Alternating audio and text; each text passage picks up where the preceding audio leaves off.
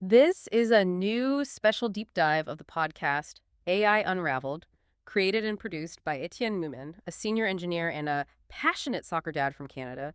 Please remember to like and subscribe and definitely spread the word. Welcome to the deep dive.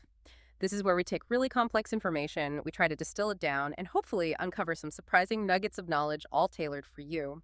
Our mission today, well, it's to unpack a critical global challenge and explore how cutting-edge technology is rising to meet it head-on. We're taking a deep dive into the escalating global wildfire crisis, and specifically the transformative role artificial intelligence is playing in detecting and combating these devastating events.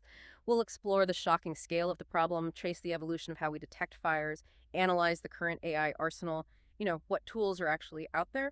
We'll also look at some real-world success stories and, importantly, acknowledge the sobering challenges that still remain.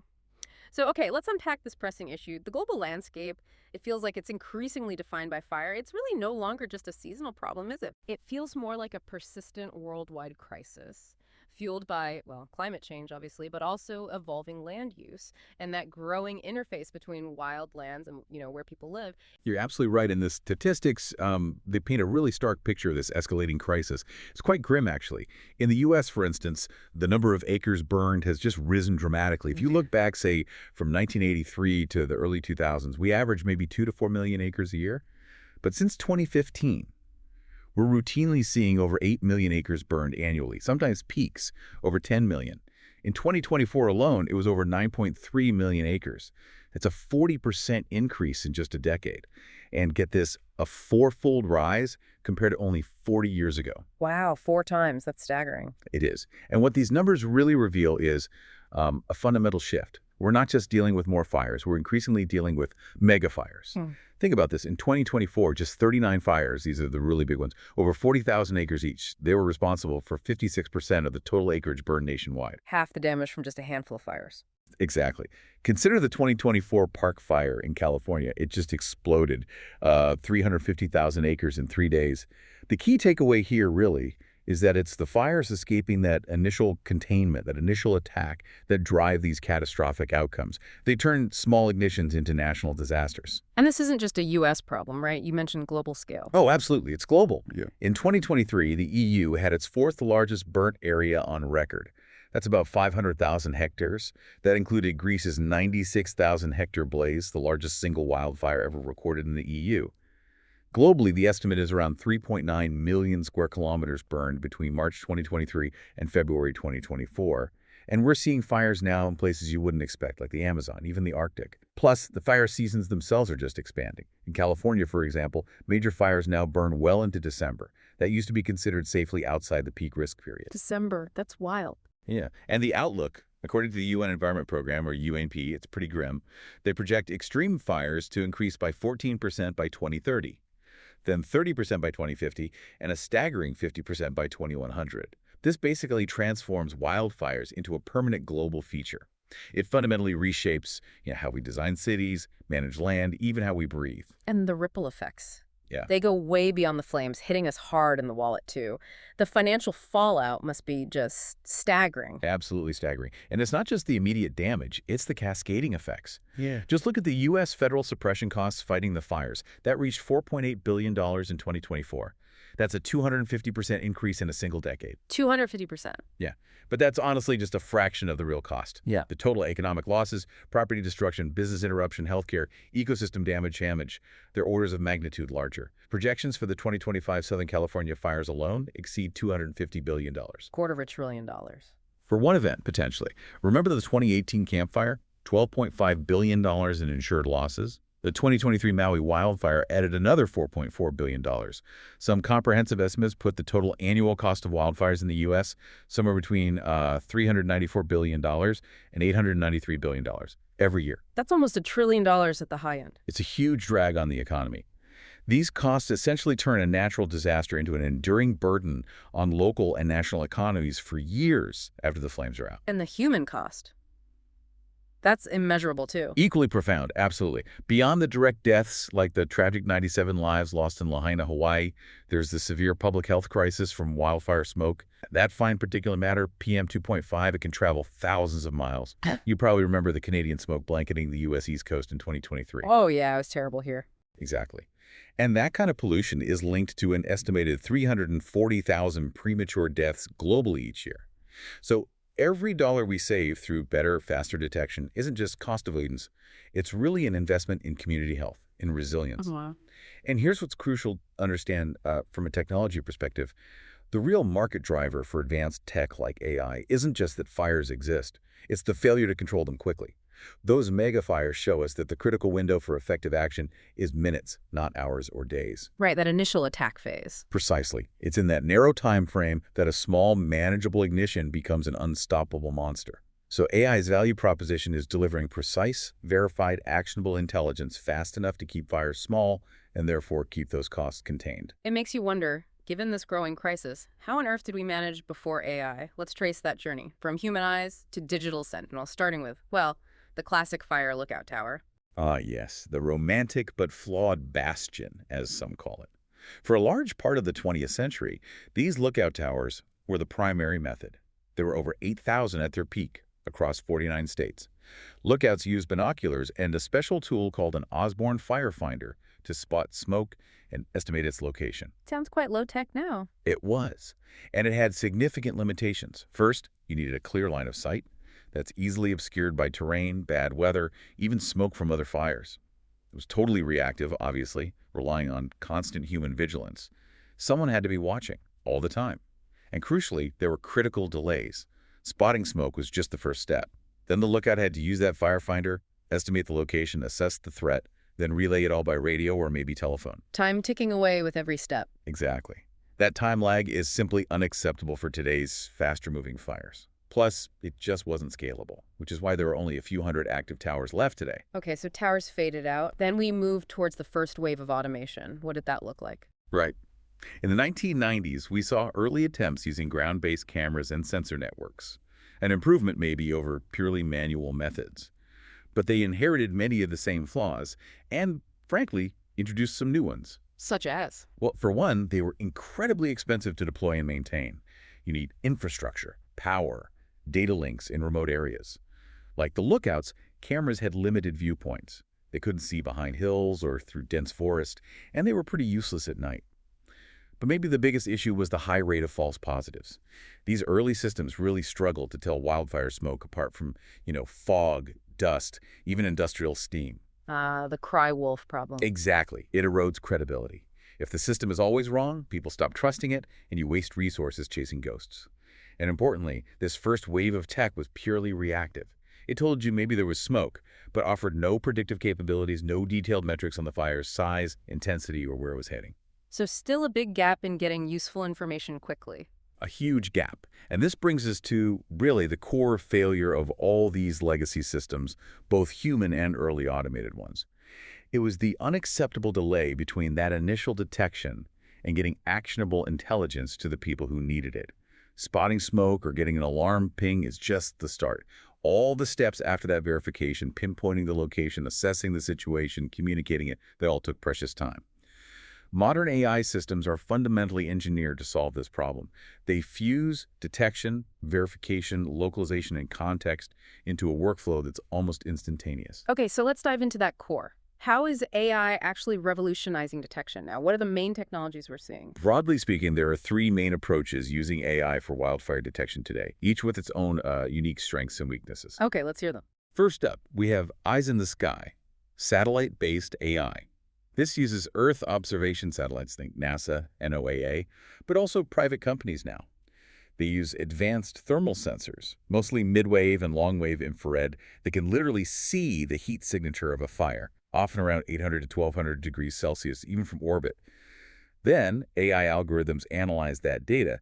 They identify new heat sources, filter out potential false alarms, and issue alerts. The big advantage there is coverage, I assume. Unparalleled coverage. Vast global reach.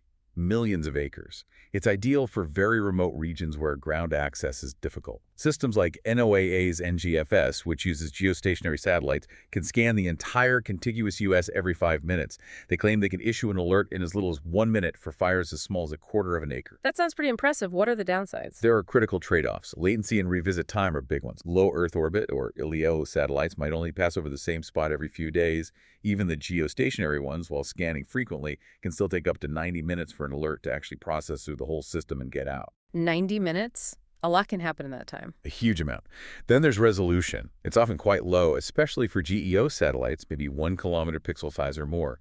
So they can miss small, incipient fires, exactly the ones you want to catch early. And of course, they can't see through clouds or thick smoke. Plus, they still have issues with false positives from other heat sources. Think large solar farms, industrial facilities, things like that. Okay, so satellites are good for broad coverage, but have latency and resolution issues. What's next? Next is the ever-vigilant network, ground-based AI cameras. Companies like Pano AI are a good example here. They install these ruggedized, ultra-high-definition cameras, often with 360-degree rotation, on high vantage points like existing towers or mountaintops. These cameras capture images constantly, maybe every minute. The images are streamed to the cloud. There, 247 AI computer vision models analyze the images. These models are trained on huge data sets to recognize very subtle signs of smoke, often long before a human eye would catch it. AI doing the constant watching, basically? Exactly. But here's a critical step: human in the loop, or HITL, verification. The AI flags potential detections, but they don't just send an alert automatically. Instead, it gets routed to a 247 intelligence center where trained human analysts look at it. They use tools like optical zoom on the camera feed, time-lapse imagery. They verify if it's really a fire. Ah, so that addresses the cry wolf problem. Precisely. It dramatically reduces false positives and builds trust with the first responders. They know when they get an alert, it's been vetted. Once verified, the system sends out actionable intelligence instantly. We're talking precise GPS coordinates, often triangulated from multiple cameras for better accuracy, plus live video feeds, all through a web or mobile app. So the strengths are speed and quality of information. Unparalleled detection speed, often within minutes of ignition. And really rich, actionable intelligence. That live video lets responders see exactly what they're dealing with immediately. Line of sight is the main one. Each camera typically covers a radius of maybe 10 to 15 miles. So it's best suited for high-value areas, the wildland-urban interface, WUI, critical infrastructure, watersheds, and naturally, it requires physical installation, ongoing maintenance, and you need reliable power and data connections, which can be tricky in remote spots. Key players include Pano AI, Fire Scout, and the Alert California network. Okay, satellites, ground cameras. What's the third approach? The third one is newer, still emerging really, sniffing out danger. IoT gas sensors. This is being pioneered by companies like Dryad Networks. The idea is to deploy mesh networks of low-cost, often solar-powered sensors directly in the forest canopy. These sensors don't look for heat or smoke initially, they actually smell the air. They're designed to detect the specific chemical signatures of smoldering combustion, things like carbon monoxide, hydrogen, certain volatile organic compounds, or VOCs. Before there's even visible smoke. That's the goal: detecting the fire before there's significant visible smoke or a strong heat signature. The data is typically sent back using low-power, long-range IoT protocols, like LoRaWAN, which work better in dense forests than, say, cellular. So the potential is even earlier detection. Theoretically, yes. The potential is for the earliest possible detection, maybe hours ahead of visual methods, especially under dense forest canopy where cameras and satellites struggle. But you said it's emerging. What are the hurdles? It's definitely still in the early stages, not yet proven at a massive scale. A big challenge is you need a very high density of these sensors for effective coverage. The logistics and cost of deploying and maintaining potentially millions of sensors across vast forests are formidable. Plus, there are questions about durability, battery life in harsh conditions, and avoiding false alarms from other environmental factors. But the key players pushing this are Dryad Networks and Sensory AI. So 3 distinct technologies. Right.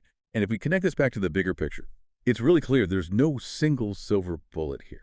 No one technology solves everything. The most effective, the most resilient wildfire management strategy will almost certainly involve integrating these different technologies into a layered system of systems. Imagine a platform that can intelligently fuse data from satellites spotting potential heat, cameras confirming smoke plumes, maybe even IoT sensors giving very early warnings. Combine all that into a single, coherent picture for responders. That's where the real advantage lies. And, for those of you listening who are inspired by this tech and want to dive deeper into AI, maybe for your career or just out of interest, remember Etienne Newman, who creates AI Unraveled. He has some fantastic resources over at djamgactech.com. We're talking AI certification prep books like Guides for the Azure AI Engineer Associate, Google Cloud Generative AI Leader, AWS Certified AI Practitioner, and more. Plus, he's got this comprehensive AI Unravel Builder's Toolkit. It's packed with tutorials, guides, even audio and videos, all designed to help you actually start building with AI. Check the show notes for the links. These tools can really help you boost your skills and turn ideas into reality. That's great. So these technologies, they sound compelling on paper, but what about tangible impact? Can you give us a real-world example where this tech genuinely changed the outcome, maybe hitting that critical window you mentioned? Absolutely. The Bear Creek Fire in Douglas County, Colorado, back in June 2024 is a perfect illustration. A lightning strike started a fire in a really remote critical watershed area. The Pano AI system, the ground cameras we talked about, detected the initial smoke plume at 9:30 in the morning. It used 2 different camera stations to triangulate the precise coordinates. A verified alert with those exact coordinates and live video was sent instantly to the emergency managers.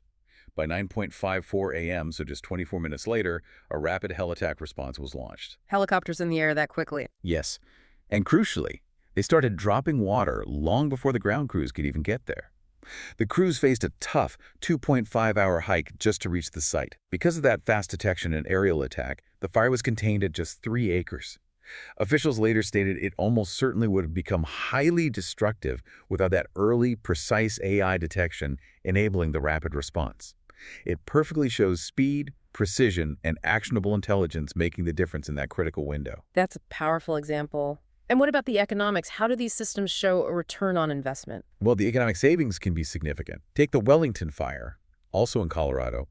A Pano AI alert gave responders a 21-minute head start. That allowed them to contain the blaze to just a quarter of an acre. Think of the potential cost saved there. On the satellite side, NOAA's NGFS system, during just one fire outbreak, was estimated to have helped save over $850 million worth of structures. That's a massive, 250-fold return on its initial $3 million development cost. Wow, 250 times ROI. Yeah. And the performance metrics are stacking up too. Pano AI reports that 95% of fires detected by its system are ultimately contained under 10 acres. That's a key metric for success. Alert California, which integrates AI with its camera network, detected over 1,200 fires in its first AI-integrated season. And get this, it provided the first alert beating 911 calls over 30% of the time. Faster than people calling it in. Exactly. These aren't just anecdotes, they're tangible proofs of efficacy, showing how this technology directly translates into saving property, resources, and potentially lives. And it sounds like AI's role is expanding beyond just detection, right? Across the whole disaster lifecycle. That's absolutely right. It's moving into prediction. AI models are now analyzing historical fire data, current weather, lightning strikes, fuel moisture, vegetation maps, all to forecast ignition risk, sometimes with up to 90% accuracy. This allows agencies to pre-position resources where they might be needed most. So getting ahead of the fire. Trying to, yes. Then there's resource allocation. During an active fire, machine learning can help optimize the deployment of firefighters, engines, aircraft. It analyzes terrain, weather, real-time fire behavior, and can even simulate different suppression strategies to see what might work best. Like a tactical advisor. In a sense, yes. And finally, damage assessment. After the fire is out, AI can rapidly analyze satellite or drone imagery to identify and classify damaged structures, often with very high accuracy, around 95%. This speeds up recovery aid, insurance claims, getting communities back on their feet faster. It's clear the promise is huge, but we need that nuanced look too. Let's talk about the challenges, the limitations. Technology is powerful, but it's not a magic wand, is it? No, definitely not. It's crucial to acknowledge the realities. There are significant technological hurdles still. First is what I'd call the data dilemma. Deep learning AI thrives on vast amounts of accurately labeled data. For wildfires, getting that kind of data across all the diverse conditions, different terrains, weather, fuel types is really hard. That scarcity limits how well the AI models can generalize and how accurate they can be in new situations. Garbage in, garbage out, basically. Or maybe just not enough good stuff in. Then there's the persistent false positive problem. We talked about the early systems, but even modern AI can struggle to reliably distinguish wildfire smoke from fog, dust, steam, inversions, you name it. The human-in-the-loop verification helps manage this, but it's a workaround, not a fundamental fix in the algorithm itself yet. And finally, there are unavoidable physical limitations. AI can't change physics. If you have extreme conditions like 100-mile-per-hour Santa Ana winds whipping a fire, it can become uncontrollable in literally 60 seconds. Hmm. Even instant detection might not be enough then. And as we said, ground cameras need that line of sight, and satellites are basically useless if there's thick cloud cover or heavy smoke obscuring the view. Okay, so technological limits. What about getting these systems out there and working together? Right, that leads to the operational and deployment hurdles. A big one is integration and compatibility. Right now, the landscape is often a patchwork. You have different public agencies, private companies, various systems, and they often don't talk to each other effectively. This creates data silos, complicates workflows. The U.S. Government Accountability Office, the GAO, actually identified this lack of interoperability as a major challenge. So you might have great data, but it doesn't get to the right person easily. Exactly. Then there's deployment and maintenance. Putting this tech cameras, sensors, power sources, communication links into remote, rugged terrain is logistically complex and expensive. You need rugged hardware, skilled technicians, reliable power, and data, often in places where that's hard to come by. And we can't ignore privacy and security. Those always-on, ultra-high-def cameras raise legitimate privacy concerns, especially near homes. Often solutions involve pixelating sensitive areas. Plus, any system supporting critical infrastructure like fire response becomes a potential target for cyber attacks. Good points. And beyond the tech and logistics. There's the crucial human and political dimension. We have to remember, technology is a tool, not a replacement for everything else. Advanced detection is only effective if you have adequate, well-trained firefighters ready to respond quickly. The AI doesn't put out the fire itself? Yeah, precisely. A purely reactive AI approach isn't enough. It has to be integrated with proactive mitigation efforts, things like prescribed burns to reduce fuel, forest thinning, creating defensible space around homes, and ultimately smarter land use policies about where and how we build. Policy and regulation play a huge role, too.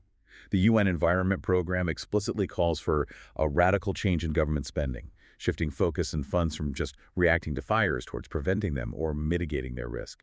But sometimes existing regulations can actually hinder those mitigation efforts. Think about air quality rules that can limit windows for prescribed burns, or debates around the environmental impact of fire retardants. It's complex. No, it's not just about buying the tech.